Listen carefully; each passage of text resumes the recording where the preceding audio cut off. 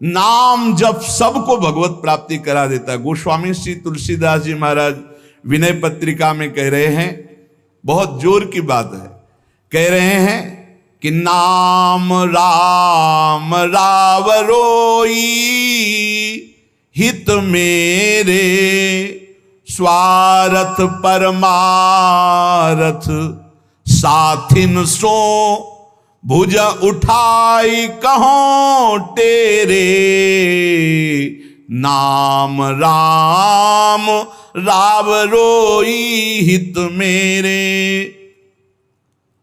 मैं हाथ उठा के कहता हूं, जो स्वार्थ के मार्ग में चलने वाले हैं या परमार्थ के मार्ग में चलने वाले हैं, या आप जितने भी मुझे अपना मानते हैं संगी साथी, मैं सबसे हाथ उठा के पुकार करके घोषणा करता हूं कि त्रिभुवन में केवल एक परम कल्याण करने वाला भगवान का नाम है। मेरी बात मान लो।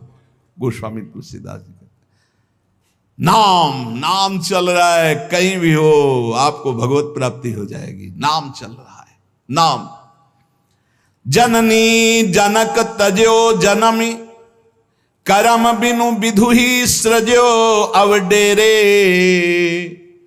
मोहू सो को कहत राम ही को सो प्रसंग के ही केरे। देख लो मेरा भाग्य, जन्म लेते ही माता चली गई। बड़े महापुरुषों के साथ बड़ी घटनाएं घटती हैं। जन्म लेते ही माता चली गई। अभागी जानकर पिता ने कभी प्यार नहीं किया, त्याग कर दिया। जिस पुत्र के प्रकट होते मेरी अर्धांगिनी चली गई, मैं ऐसे पुत्र का मुंह भी नहीं देखना चाहता। तो माता ने तो शरीर त्याग के चली गई, पिता ने मुझे त्याग कर दिया। ब्रह्मा ने मुझे कुछ अभागा ही रचा है। गोस्वामी तुलसीदास जी कहते हैं, बड़ा बेढप मेरे भाग्य की रचना करी। जिसके दरवाजे में खड़े हो जाते टुकड़ा नहीं देता, भगा देता। जिस दासी ने पालन पोषण किया, कुछ दिन बाद वो भी पधार गई। सबको ये भ्रम हो गया कि तुलसीदास जी महाराज के लिए कि बड़ा भागा बालक है, जिसके दरवाजे पे खड़ा होगा कोई घटना घट जाएगी, कोई भोजन नहीं देता। बोले ब्रह्मा ने कुछ भाग्य ही ऐसा रचा था। अब जो मुझे समझ में आया कि मेरा जो भाग्य बदला वो राम नाम से। राम राम राम, पकड़ो बात को, पकड़ो। अब तो कोई कोई कहता है कि तुलसी राम का है। अब अभाग्य मिट गया। बड़े बड़े बादशाह ताज उतार कर रखते हैं। जानते हो ये सब क्यों हो रहा है?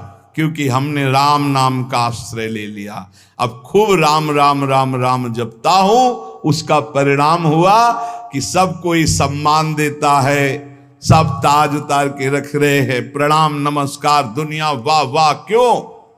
क्योंकि राम राम जपता हूं, राम का हूं, इसलिए। बात समझो। अगर पकड़ पाओ, कह रहे हाथ उठा के कह रहा हूं, जन्म से अभागा कहा गया, मां पधार गई, पिता त्याग दिया।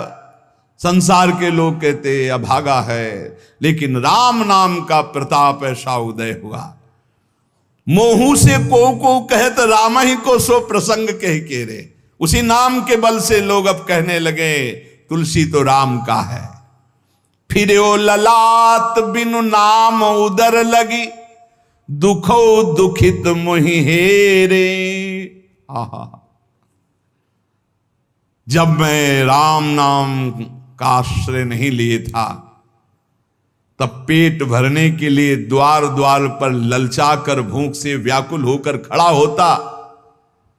उस समय मेरी दशा मुझे याद है कि अगर दुख देखे तो दुखी हो जाए, ऐसी मेरी दशा थी। बालक अवस्था, भूख से व्याकुल, दूसरे के दरवाजे पे खड़ा और धक्का मार के लोग भगा देते, अभागी है। फिर ओ ललाट बिनु नाम उदर लगी, दुखो दुखित मोहि हेरे। अब बोले नाम प्रसाद लहत रसाल फल, अब हो बबूर बहेरे। नाम राम राव रोई हित मेरे। जब नाम जब शुरू हुआ तो नाम की कृपा से क्या हुआ? कि बबूल और बहेड़े के जो वृक्ष थे अब उनमें आम लग गया। मान लो मेरा जीवन बबूल का पेड़ था, बहेड़े का पेड़ अपवित्र माना जाता है, लेकिन उसमें आम लग सकता है, लेकिन लग गया क्योंकि मेरा जीवन ऐसा था। आज परमानंद की बाढ़ आ रही। बोले वे किसके बल से? बोले राम राम राम, नाम के बल से आई। नाम प्रसाद लहेत रसाल फल, रसाल माने आम का फल। अब हो बबूल बहेरे।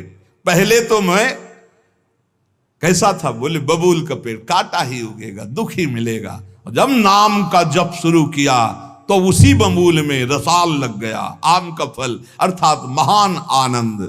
साधत साधु लोक परलोक ही, सुनि गुनि जतन घनेरे।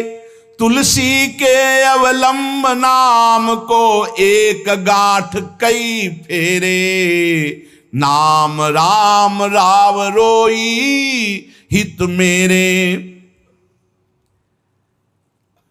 संत जनों ने, शास्त्रों ने जब कहा कि जीव के समस्त दुखों को मिटाने में समर्थ है नाम, बस उसके अनुसार हमने पकड़ लिया, नाम जप करना शुरू कर दिया।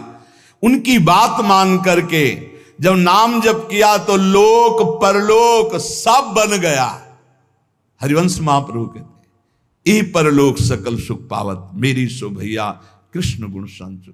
इस लोक और परलोक में समस्त सुख आपका वर्ण कर लेंगे, मेरी बात मान लो, मेरी कसम है तुम्हें, तुम नाम जप शुरू कर दो। अगर दुख से निपटना चाहते हो, तभी लोग कहते हैं बाबा का हर प्रश्न का उत्तर नाम होता है। इसलिए नाम है कि एकमात्र समर्थ नाम है जो सारे पापों को मिटा दे। पापों से ही दुख मिलता है। ऐसा कोई पुण्य नहीं है जो इतना समर्थ हो कि हमारे जमा के जमा गोदाम पापों को नष्ट कर दे। वो नाम, नाम संकीर्तनम यस्य सर्व पाप नाश, समस्त पापों का नाश नाम से।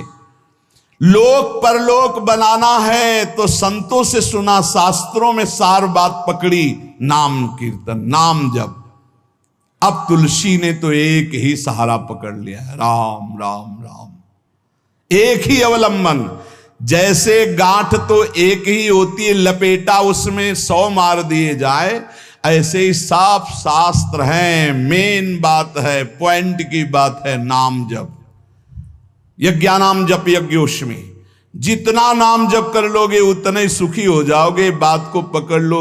गोस्वामी तुलसीदास जी कहते हैं, तो श्री तुकाराम जी महाराज कहते हैं, संदेह मत करो, वही एकांतवास सफल है जो समाधि में है। समाधि कैसी है? नाम की समाधि, नाम का ध्यान, 2 अक्षर राधा, वही गूंज रहा है। अब समाधि में बैठे हो तो एकांत, एकांत में बैठे हो तो एकांत। और अगर नाम जप नहीं चल रहा तो श्री तुकाराम जी महाराज कह रहे हैं केवल एकांत में बैठे रहना प्रमाद है। एकांत में समय व्यतीत पड़े हैं वो प्रमादी है। तो कहा ऐसे एकांतियों को, जैसे सांप भी तो बिल में रहता है, गुफा में चूहा भी रहता है, पीछे आपने चर्चा सुनी, क्या उनको भगवत प्राप्ति हो जाती है क्या? हाँ, नए साधक को चाहिए कि कुछ समय एकदम शांत, जैसे आप लोगों के पास कुटिया है, कमरा है, एकांत कमरे को अपना गुफा समझो, सेवा और वाणी पाठ आदि किए, कुछ समय तो एकांत मिलता ही है। उस समय बैठ करके मन को प्रभु के चिंतन में, कई बार हम कहते हैं कि आप कहाँ हो, हजारों बार यहां सत्संग में कहते हैं नाम चलाओ, अंतर्मुख। जब हम सेवा में लगे हैं तो नाम चिंतन चल रहा है, जब सेवा से विलग हैं तो एकदम समाधिस्थ हैं, एकदम आनंद, नाम चल रहा जी। ठाढ़े बैठे परे उताना, कबीर काहे हम राय ठिकाना। चिंतन ही हमारे जीवन का सार है, इतनी बात समझ लो।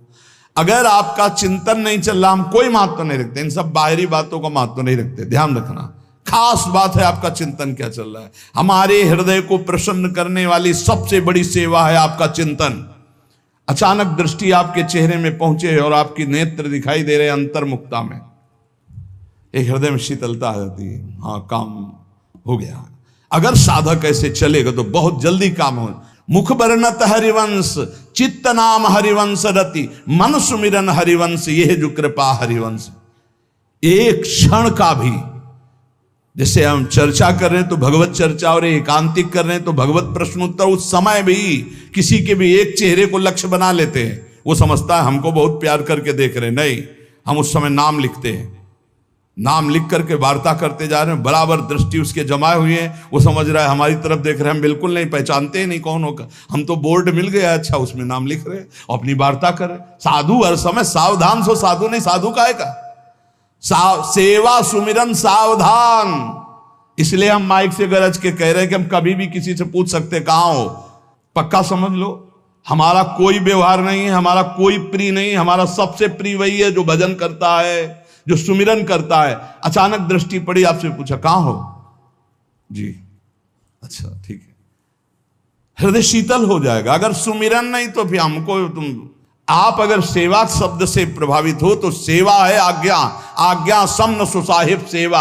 अब जो ही कहा करें हम सोई आयस ले चलें, सेवा की आड़ में अपनी चित्त वृत्ति का मनोरंजन मत कीजिए, मनोभंजन करना है, हर समय भगवत चिंतन परायण रहना है। अगर भगवत चिंतन नहीं तो आपका कोई अस्तित्व, देखो ये बड़ी दौड़ है, छोटी मोटी दौड़ नहीं है, ये बहुत बड़ी दौड़ है। आपको संसार समुद्र से अकेले पार होने की बात नहीं, तुम साधु हो, तुम लाखों को पार कर सकते हो, समझना। मान लो अगर आप भगवत प्राप्त हो गए तो लाखों को अपनी कृपा रूपी नौका में बैठाल कर संसार समुद्र से पार करोगे। साधु अपने लिए भजन नहीं करता, हाँ इस जगत के लिए भजन करता है। सर्वे भवन्तु सुखिनः सर्वे सन्तु निरामया। श्री तुकाराम जी कह रहे हैं एकांतवास लाभ उसी का जिसका चिंतन चलता है। भाई इस बात पर बहुत जोर दिया भगवान श्री कृष्णचंद्र जी ने, अनन्यश्चिन्तयन्तो माम अनन्य चेता सततम। बार बार भगवान इस बात पर जोर दे रहे हैं। जनसंग में नाम चल रहा है तो आप एकांत हो, एकांत में नाम जब नहीं चल रहा तो आप प्रपंची हो। देख लो अंदर प्रपंच चल रहा होगा।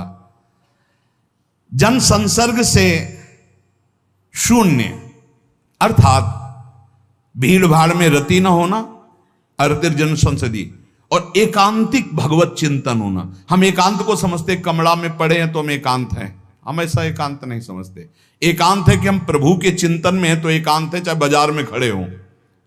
अगर प्रभु का चिंतन नहीं तो एकांत में कमरा में पड़े पड़े एकांत में कोई लाभ नहीं।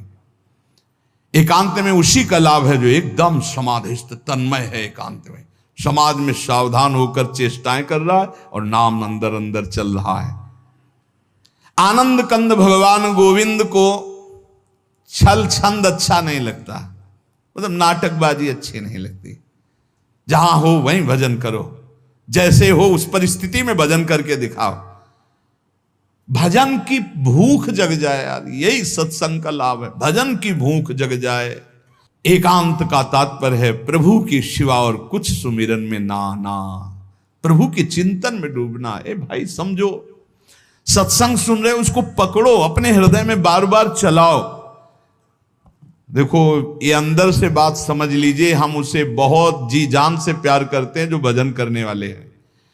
हम जिन साधकों को देखते हैं कि अपनी सेवा दिनचर्या और भजन किसी से मतलब नहीं, ऐसे ऐसे साधक हैं कि एक एक दो दो वर्ष हो गए हमने कभी उनसे राधे श्याम हमारी उनकी नहीं हुई होगी।